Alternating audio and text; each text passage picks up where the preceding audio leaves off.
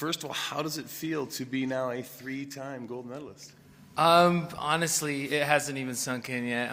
I'm tripping out still. I had to say that in the back in my last interview, and it felt really good. 3-time Olympic gold medalist, man. You know, this honestly, I'm sure you can tell by my reactions at the bottom of the pipe, but this meant the world to me and my family and my team, and you know, here doing it for USA again. Not only to be an Olympian again, but to be a gold medalist again is just unreal. And I'm proud of myself. I don't say that often, you know. It's like I try to bury it down in there so I can stay motivated and hungry for the next competition, because that's just how I do things. But I'm really taking this moment to be proud and thankful, and yeah, it feels great. Well, you should. The level of riding is insane, for Thank sure. So why don't you take us through your winning run real quick? Yeah, so it was the last run of the competition in my final attempt, and I dropped in. I started with the frontside double cork 1440, and then into a cab double cork 1440, so the switch stance of that same trick, into a frontside stalefish 540, a double McTwist 1260, into a frontside double cork 1260. And I won the gold. Well, it was an amazing run for sure, and I know that especially those back-to-back 14s, we talked a little bit, and you said that's the first time you've ever done that. Talk about that a little bit. Yeah.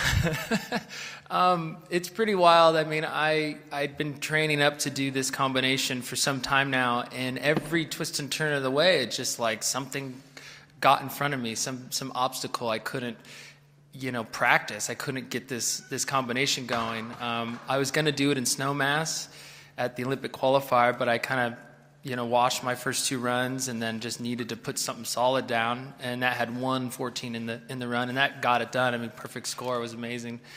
Now my family calls me Mr. Perfect. Like, Mr. Perfect's here.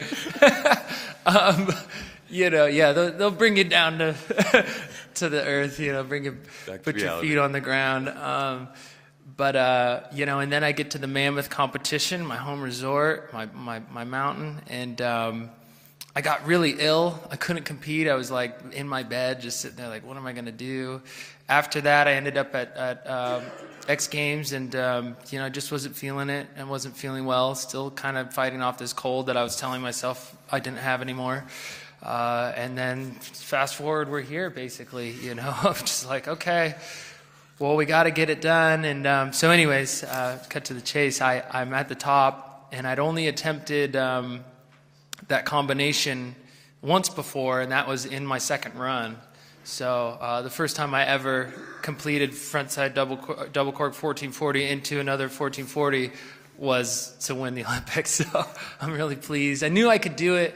You know, deep down, I've practiced both tricks. You know, I've done them when I needed to, but you know, something with the pressure and you know, I was kicking myself for not having rehearsed it more, but I just knew deep down I could do it when it counted. So.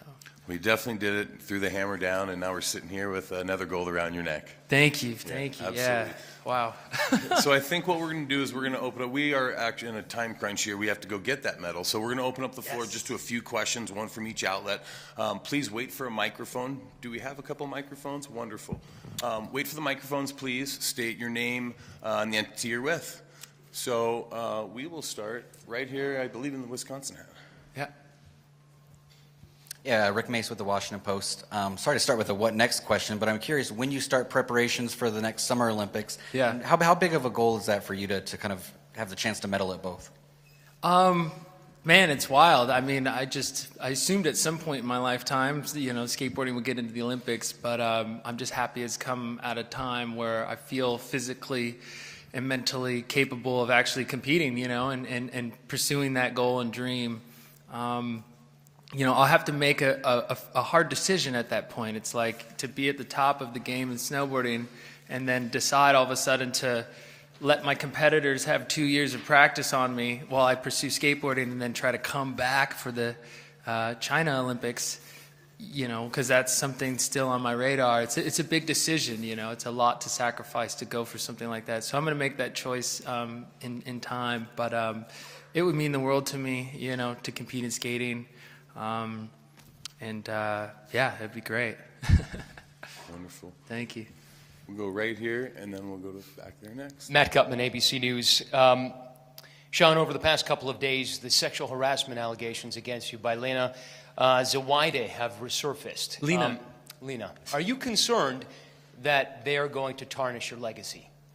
Honestly, here to talk about the Olympics, not, gossip. So, but I don't think so. I am who I am, and I'm proud of who I am, and my friends, love me and vouch for me, and I think that stands on its own. So absolutely. But so you're saying that the allegations against you are gossip? I think we're here to talk about the gold medal and the amazing day we had today. Thank you. So if we don't have another question, why don't we go ahead and just pass the mic? Thank you so much. I'd like it to be addressed just a little bit. I mean, like I said, I think we're here to talk about the gold medal today and the amazing day we just had. I feel like I addressed it. Yeah, so, absolutely. Thank you. Thanks, Shaun. We had another one.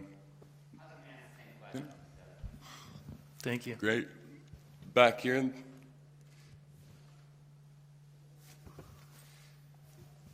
I have a mic back here. Yeah, please. Mark Zucker, San Diego Union Tribune. Sorry, where are you? Way back here. Oh, okay. Hey, the sport has really accelerated in the last month with the 1440s. You were injured in a crash earlier this year. We saw a crash today that was pretty heavy. Yuri was just injured, not here. Is there a concern on your part that this thing is just getting almost out of control, that the spins and the danger factor is just elevated to a level that might not be able to be pulled back? No, honestly, it's just like with anything progression, there's going to be consequence. And unfortunately, it can come in the form of something like Kevin Pierce, or it can be a thing like my injury, or like I think it was a Japanese rider that went down today. But you get up and learn from it, and you move on, and you either continue or you don't. And it's a risk that we take. There's so many risks in life.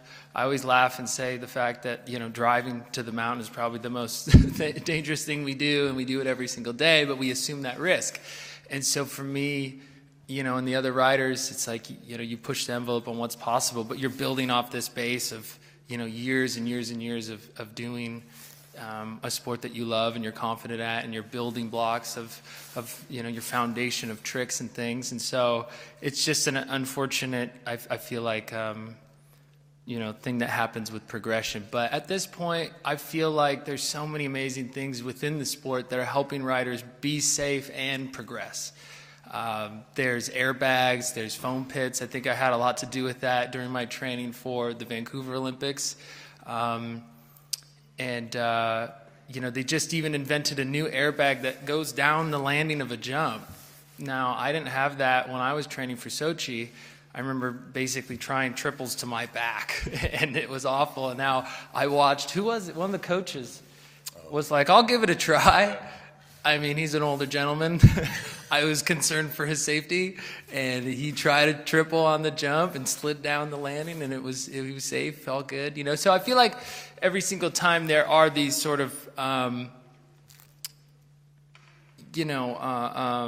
ceilings, I would say, that we hit within the sport, something changes and something develops and allows us to continue on. So I think in the future that hopefully, with the progression of the tricks and the progression of just the sport itself, will continue on.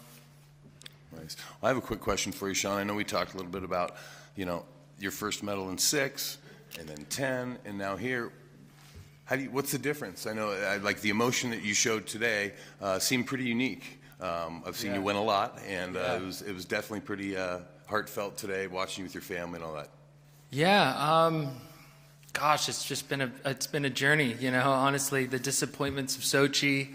The pipe wasn't that great for me. I just was having a hard time in there, and it was this perfect storm of things where I'd bitten off too much I feel like to chew with having doing slope style and doing half pipe and trying to be in a band and, you know, do all these other things in life that I really wanted to do.